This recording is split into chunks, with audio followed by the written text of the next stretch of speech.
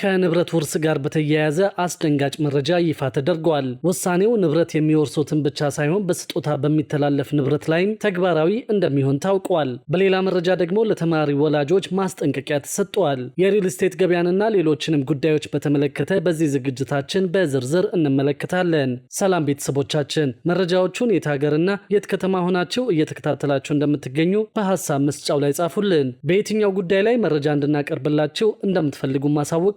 አሁን ዝርዝር መረጃዎቹን አንድ በአንድ ወደ እናንተ እናደርሳለን። እስከ መጨረሻው አብራችሁን ቆዩ።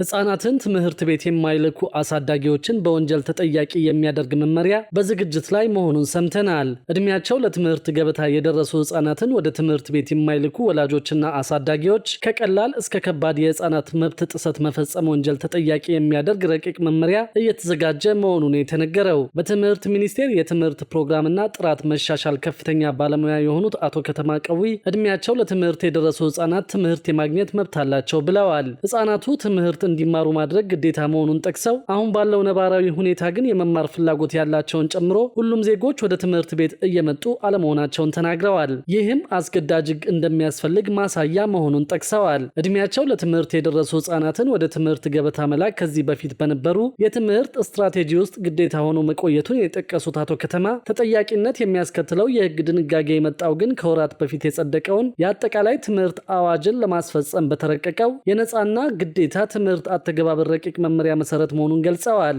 መመሪያው ግጭትና ጦርነት ያለበት አካባቢ ያሉ ወላጆችን እንደማያካትት ተነግሯል ሲል ያገኘነው መረጃ ያሳያል። በሌላ መረጃ ደግሞ ከ1 ሚሊዮን ብር በላይ ንብረት በውርስ ወይም በስጦታ ያገኙ ሰዎች ላይ ግብር ለመጣል መታቀዱን ሰምተናል። የኢትዮጵያ መንግስት ገቢውን ለማሳደግ የተለያዩ እርምጃዎችን በመውሰድ ላይ መሆኑን የዓለም ገንዘብ ድርጅት IMF አሳውቋል። የኢትዮጵያ መንግስት የውስጥ ገቢውን ለማሻሻል የተለያዩ የታክስ ፖሊሲ ማሻሻያዎችንና የታክስ አስተዳደር እርምጃዎችን እየወሰደ መሆኑን የጠቆመው የገንዘብ ተቋሙ በቀጣይም ከውርስና ከስጦታ የሚገኝ ገቢ ላይ ግብር ለመጣል መታቀዱን ጠቁመዋል። ከሚመለከታቸው የመንግስት አመራሮች ጋር ባደረገው ውይይትም ከ1 ሚሊዮን ብር በላይ የሆነ ንብረት በውርስ ወይም በስጦታ ያገኘ ማንኛውም ሰው ላይ ታክስ የመጣል እቅድ መያዙን መረዳት እንደቻለ IMF በሪፖርቱ አስታውቀዋል። የዓለም የገንዘብ ድርጅት ወይም IMF የኢትዮጵያ ብሔራዊ ባንክ በገለልተኛ ባለሙያዎች እንዲመራ ያቀረበውን ምክረ ሐሳብ መንግስት እንዳልተቀበለውም አስታውቀዋል። IMF የኢትዮጵያ መንግስት የ4 ዓመታት የኢኮኖሚ ሪፎርም ፕሮግራምን ለመደገፍ ሐምሌ 2017 ዓ.ም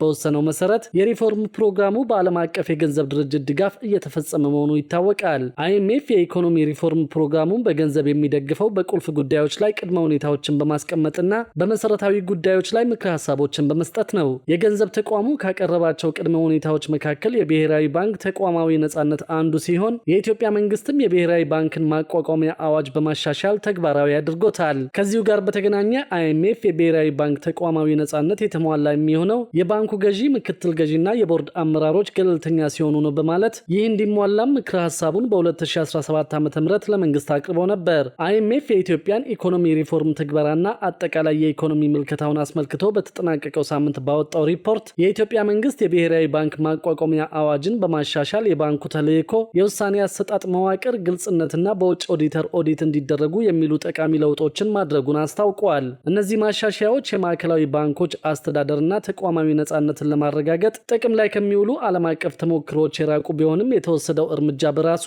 መንግስት አንድ እርምጃ ወደፊት መሄዱን ያመለክታል ብለዋል። ይሁን እንጂ በተሻሻለው የብሔራዊ ባንክ አዋጅ የተቀመጡ ድንጋጌዎች አሁንም ተሟልተው እንዳልተፈጸሙ ያመላክተው IMF በቀጣዮቹ ወራት በአዲሱ አዋጅ መሰረት 3 ገለልተኛ የቦርድ አመራሮች የብሔራዊ ባንክ ገዢና የቦርድ አመራሮች ነጻነትና ገለልተኝነትን አስመልክቶ ያቀረበውን ምክረ ሐሳብ የኢትዮጵያ መንግስት ባለስልጣናት ህገ መንግስቱን ይቃረናል በማለት እንዳልተቀበሉት IMF በሪፖርቱ ላይ በግልጽ አስቀምጠዋል። እስካሁን ያለው የኢኮኖሚ ሪፎርሙ ትግበራ መልካም መሆኑን ያስታወቀው የገንዘብ ተቋሙ ገበያ መር የውጭ ምንዛሪ ግብይት ከተወሰደ በኋላ የሀገሪቱ የውጭ ምንዛሪ ክምችት መጨመሩን፣ የዋጋ ግሽበት እየቀነሰ መምጣቱን፣ የታክስ ገቢ እየጨመረ መሆኑን እንዲሁም ደግሞ መንግስት ለሪፎርሙ ያሳየውን ቁርጠኝነት በበጎነት አውስተዋል። የኢኮኖሚ ሪፎርሙን ሊያጨናግፉ የሚችሉ ስጋቶቹንም የገንዘብ ተቋሙ ያቀረበ ሲሆን ከነዚህ ውስጥም የሀገር ውስጥ የጸጥታ ሁኔታ አስተማማኝ አለመሆን እንዲሁም ደግሞ የማክሮ ኢኮኖሚ ማሻሻያውን ቀጣይ እርምጃዎችን ተከትሎ ሊከሰት በሚችል የዋጋ ንረት ምክንያት ፖለቲካዊ ጫናዎችና ማህበራዊ አለመረጋጋትን ሊፈጥር ይችላል የሚሉት ይገኙበታል።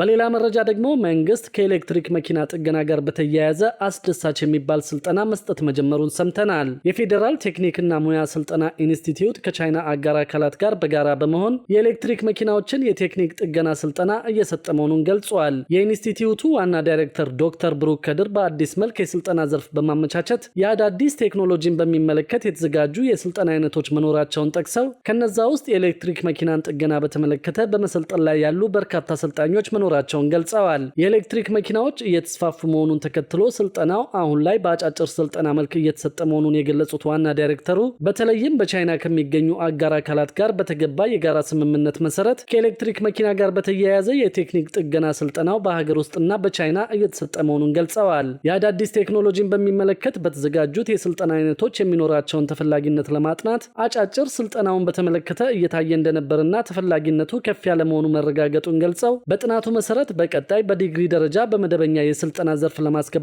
እየተሰራ መሆኑን አብራርተዋል። ከኢንስቲትዩቱ በተጨማሪ በግል ተቋማት በኩል እየተከፈቱ ያሉ ማሰልጠኛዎች መኖራቸውን አንስተው ከግል ተቋማቱም ጋር በትብብር በመስራት ላይ ነን ብለዋል። የኤሌክትሪክ መኪናዎችን ጥገና አስመልክቶ ሰልጣኝ ወጣቶችን በሀገር ውስጥና በውጭ ሀገራት ስልጠናዎችን በስፋት እንዲያገኙ ለማድረግ በትኩረት እየተሰራበት መሆኑን አመልክተዋል። በሌላ በኩል ደግሞ በአረብ ሀገራት የሚገኙ አብዛኛዎቹ አቦ ሸማኔዎች በህገወጥ መልኩ ከኢትዮጵያ የተወሰዱ ናቸው ተብሏል። በኢትዮጵያ የዱር እንስሳት ሀብት ላይ ከተደቀኑ በርካታ ችግሮች መካከል ህገወጥ የእንስሳት ዝውውር አንዱ መሆኑን የኢትዮጵያ የዱር እንስሳት ጥበቃ ባለስልጣን አስታውቀዋል። በባለስልጣኑ የዱር እንስሳት ህገወጥ ዝውውር ቁጥጥር ከፍተኛ ባለሙያ የሆኑት አቶ ዳንኤል ጳውሎስ እንደተናገሩት ለተለያዩ ዓላማዎች ሲባል በኢትዮጵያ የሚገኙ የዱር እንስሳት ከነህይወታቸው በህገወጥ መንገድ ይዘዋወራሉ። በዚህ መልኩ ከሀገር የሚወጡ እንስሳቶች በርካታ ቢሆኑም በቀዳሚነት አቦ ሸማኔ እንደሚጠቀስ ገልጸዋል። አቦ ሸማኔ በተለይም በምስራቁ የኢትዮጵያ ክፍል በሶማሌ ክልል መኖሪያውን በማድረጉ የአካባቢው ማህበረሰቦች ባካበቱት ተፈጥሯዊ ዘዴ የአቦ ሸማኔ ቡችላዎችን በመያዝ ሶማሌላንድ አካባቢ ለሽያጭ እንደሚያቀርቡ ተጠቁመዋል። በዚህ መልኩ ይህ እንስሳ ወደ መካከለኛው የአረብ ሀገራት ጭምር ላሉ ባለሀብቶች የሚሸጥበት ሁኔታ መኖሩን የገለጹት አቶ ዳንኤል ግለሰቦቹ የራሳቸው የሆነ መካነ አራዊት ስላላቸው እንስሳቱን የመግዛት ፍላጎታቸው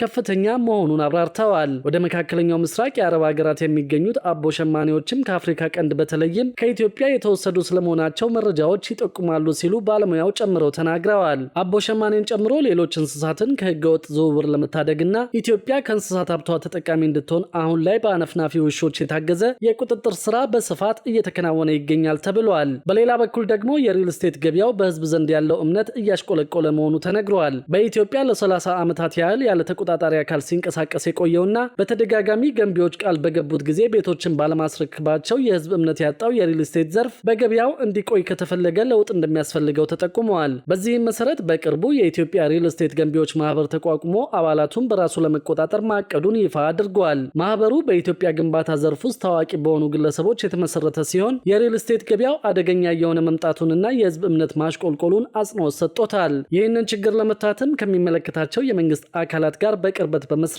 የዘርፉን ልማት ለማፋጠንና ኢንቨስትመንትን ለመሳብ ማቀዱን የታወቀው የማህበሩ መስራቾች የዘርፉን ስም ለመጠበቅ ራሳችንን በራሳችን እንቆጣጠራለን፣ እንዲሁም ደግሞ በገንቢዎችና በገዢዎች መካከል የሚፈጠሩ አለመግባባቶችን ለመፍታት የሚያስችል አሰራር እንዘረጋለን ብለዋል። የአዲስ አበባ ዩኒቨርሲቲ የከተማ ልማት ፕሮፌሰር ቶማስ ግርማይ በማህበሩ ይፋዊ ማስጀመሪያ ወቅት ባቀረቡት ጥናት ከግማሽ በላይ የሚጠጉ የቤት ገዢዎች ከገንቢዎች ባገኙት ንብረት እንዳረኩ አመልክተዋል። ፕሮፌሰር ግርማይ አክለውም የህዝቡ የሪል ስቴት ገንቢዎች ግንዛቤ በአሁኑ ጊዜ አሉታዊ ነው፣ የዘርፉም ገጽታ መስተካከል አለበት ሲሉ አጽንኦት ሰጠውታል። የቤት እጥረት አሁንም ዋነኛ ችግር ሆኖ በቀጠለበት በዚህ ወቅት የማህበሩ ምስረታ በዘርፉ ታማኝነትንና ተጠያቂነትን ለመመለስ ትልቅ ጥረት መሆኑን ባለሙያዎቹ ገልጸዋል። በሌላ በኩል ደግሞ ላለፉት ወራት የነዋሪነት መታወቂያን ሲጠባበቁ የነበሩ ነዋሪዎች ካሁን ጀምሮ መውሰድ እንደሚችሉ ተገለጸ።